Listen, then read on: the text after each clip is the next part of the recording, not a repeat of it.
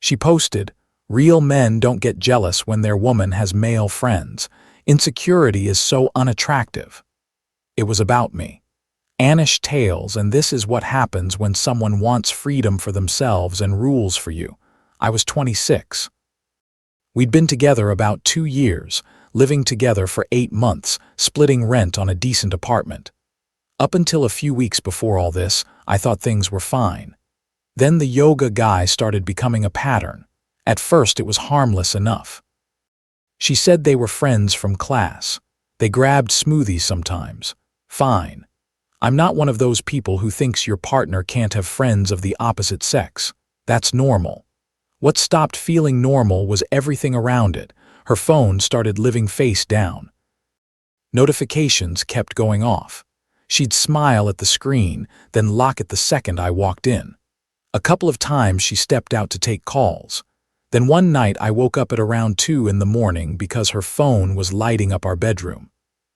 I asked who she was texting at 2 a.m. She practically hid the phone under her pillow and said it was just her yoga friend. He was going through family stuff. Time zones, drama overseas, that kind of thing. It sounded thin, but I was half asleep, so I let it go. Then it happened again a few nights later. Same time, same blue light under the covers, same quick little panic when I noticed. The next morning I tried to handle it like an adult. I said, "Hey, I'm not saying you can't have male friends, but these 2 a.m. texting sessions are starting to feel weird. Can we talk about it?" She went from calm to furious in about 2 seconds. "Oh my God, are you serious right now? He's just a friend. You're being insecure." This is exactly what's wrong with men. You can't handle your girlfriend having male friends without getting jealous and possessive. I said that wasn't what I said. Didn't matter. She shut the whole thing down with the classic line. Either I trusted her or I didn't. Then she left for work. I figured we'd cool off and come back to it later. Instead, I opened Instagram that afternoon and saw she had posted that quote graphic. Black background, white text, the whole fake deep thing. Real men don't get jealous. Insecurity is unattractive. Know your worth, ladies. And the comments were full of people encouraging her. Her sister. Her best friend, coworkers, people we both knew. Nobody said my name, but they didn't need to. It was obviously about me. She had taken a private concern I brought up calmly and turned it into a public humiliation campaign before we had even finished one real conversation. I stared at that post for a while, and somewhere between embarrassed and angry, I got very clear on something. She wanted to call me insecure in public while acting like her own behavior was above question. Fine. Let's test how secure she really was, so I commented on the post. "You're absolutely right. I apologize for being insecure. Real partners trust each other completely." She liked the comment. I'm sure she thought that meant she won. Then I changed my profile picture. It was an old group photo from a summer trip. In the original shot, a bunch of us were at a bar. I cropped it down to just me and her best friend laughing next to each other. Nothing sexual, nothing suggestive. Just the two of us looking comfortable and friendly. No caption, no explanation, just the picture. It took 43 minutes. That's how long it took before my phone started exploding. What is that profile picture? Why is she in it? Are you trying to make me jealous? Take that down right now. I texted back one line. She's just a friend. Real partners don't get jealous, remember? Then she called, which she almost never did. She's a texter, so I knew she was rattled. The second I answered, she said, "This isn't funny." I asked what part. She said the picture was disrespectful. Asked why I would use that specific friend. Asked what I was trying to prove. I said I wasn't proving anything. It was just a photo with a friend. Innocent, right? If secure partners trust each other, this shouldn't be a problem. She said it was completely different. I asked how. Long silence. Then she said, "Because she's my best friend." That answer told me more than anything else had. Because underneath all the slogans and fake confidence, she understood the point immediately. She just didn't like being on the receiving end of it. When she got home that night, the apartment was freezing. She walked in, dropped her purse, crossed her arms, and told me to take the picture down. I asked why. She said it was disrespectful to her. I asked whether publicly calling me insecure to our friends and family had been respectful to me. She said that wasn't the same. I told her to explain the difference. She couldn't. She just kept saying I was being manipulative and twisting things, so I told her what I actually thought. I said, "You want to text whoever you want at any hour and have me smile and trust you. But the second I do something completely innocent that makes you uncomfortable, suddenly respect matters. That's a double standard." She denied it. So I asked again why the picture bothered her if it was just friendship and trust and security. She didn't answer that either. She went into the bedroom and slammed the door. I slept on the couch. The next morning she had already sent out reinforcements. Texts started coming in from her sister, her mom, and friends. Same basic script. I was cruel.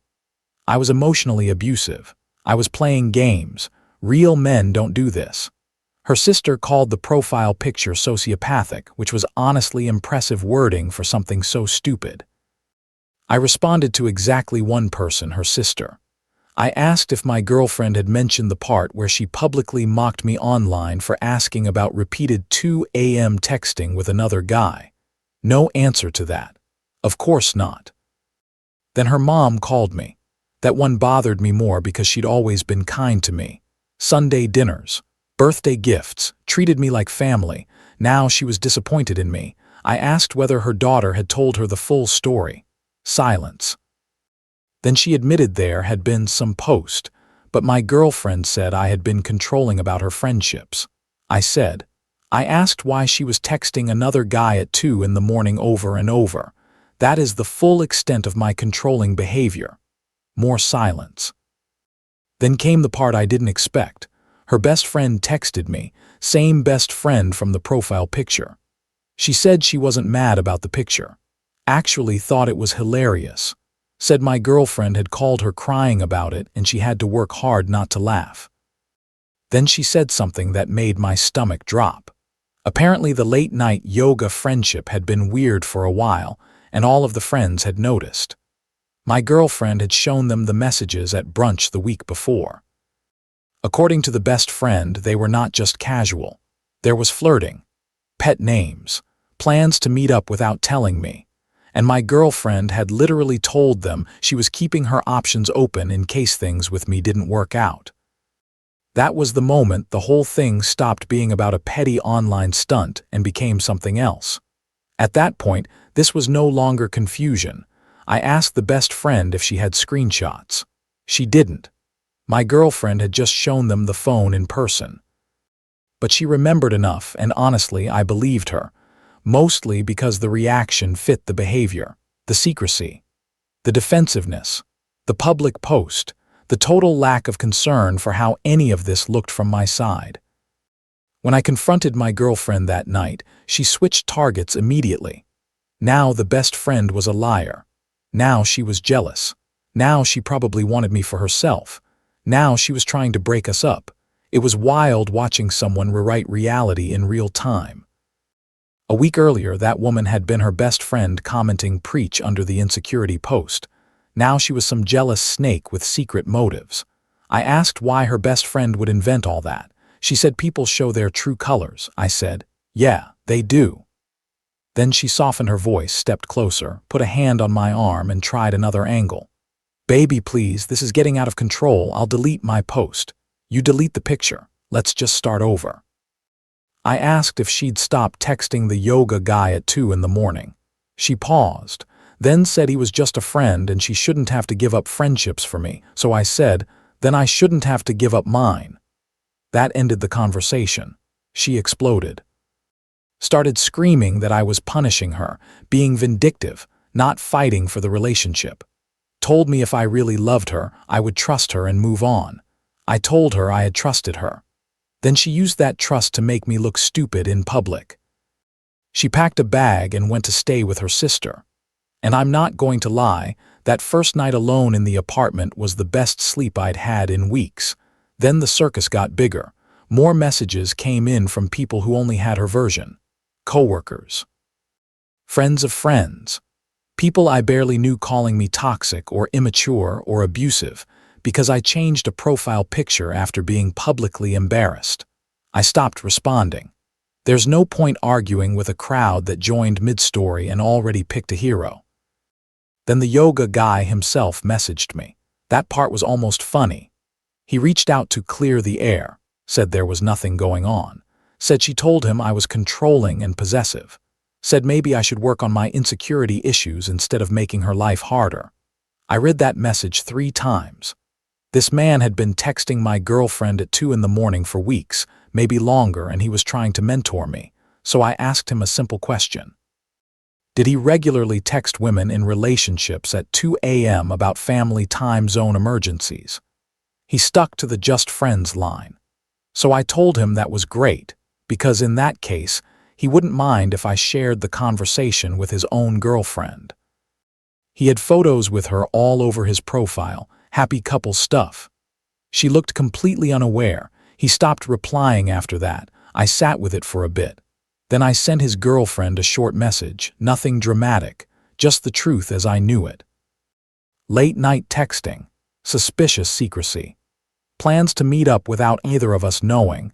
I told her I didn't have screenshots, but she deserved the information. She answered within an hour. She said she had already been suspicious. Said he had gotten weird about his phone lately.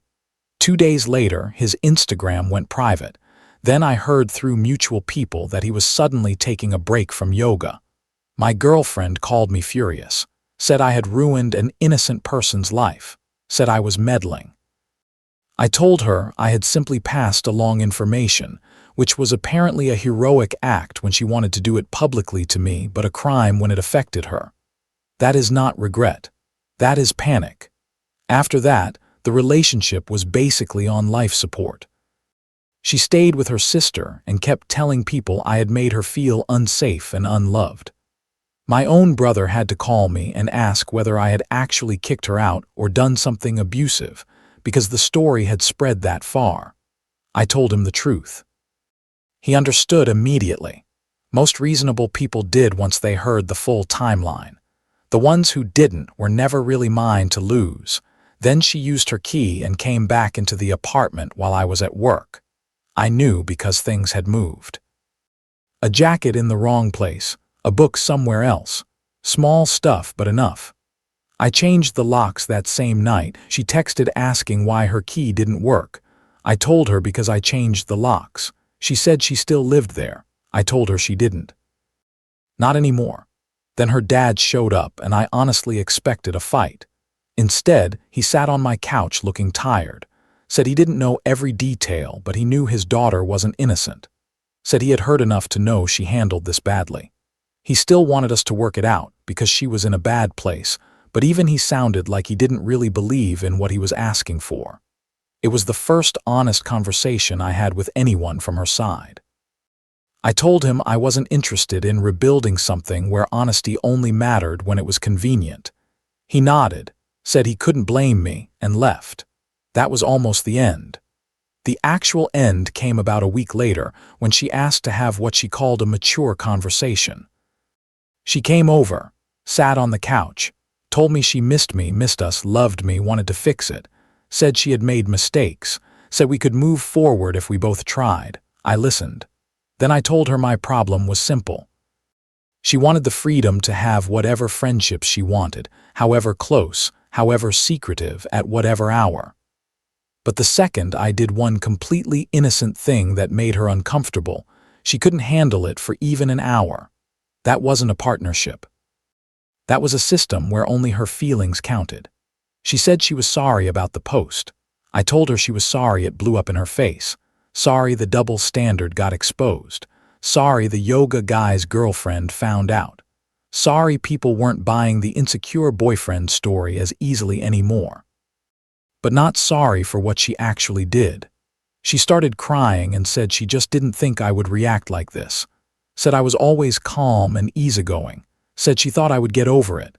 That line stuck with me, because there it was. The real belief underneath all of it. She thought I would just absorb the disrespect and stay. I told her that me standing my ground was me fighting for the relationship, but I couldn't fight for something where the rules only applied to one person. She left. A few days later, while I was at work, she came back for the rest of her stuff. When I got home, the closet was mostly empty and there was a note on the counter. Thanks for nothing. 2 years reduced to 3 words and 0 accountability. And weirdly, that note made things simpler. Because even at the end, even after all the drama, all the tears, all the explanations, she still couldn't do the one thing that might have sounded human. Own it. The apartment felt lighter after that. Not just quieter, lighter. I realized how much energy I had been spending managing her moods, checking my own reactions, wondering whether basic discomfort would get me labeled jealous or controlling or insecure. That profile picture is gone now. Took it down a few days after everything ended. It did what it needed to do. It exposed the double standard. It forced the argument she didn't want to have. And it showed me the relationship wasn't failing because I asked a reasonable question. It was failing because she wanted trust without transparency, freedom without reciprocity, and sympathy without accountability. A couple things I learned. If your partner publicly shames you instead of talking to you, the issue is already bigger than the original argument. And if someone demands trust while hiding behavior they know would bother you, they are not asking for trust. They are asking for immunity. I'm not dating right now, not rushing anything. I need a minute to trust my own read on people again. But I'm okay. The weird part is, after all the noise, it ended quietly. No huge final explosion, just a mostly empty closet and a note that said everything it needed to say. Would you have left it alone after that public post, or would you have made the same point the same way? And if a relationship only works when one person gets to define what counts as disrespect, how long was that relationship really going to survive anyway?